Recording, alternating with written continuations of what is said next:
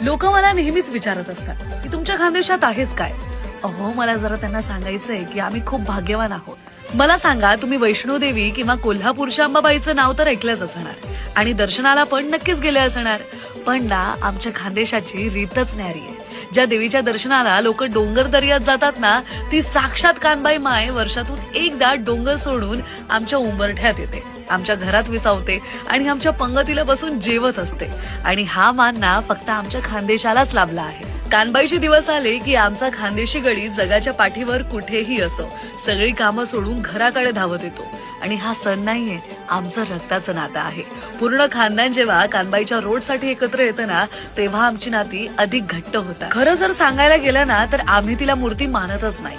ती सासूरवा शेण म्हणून माहेरी आलेल्या आमच्या लाडक्या लेकीसारखी असते.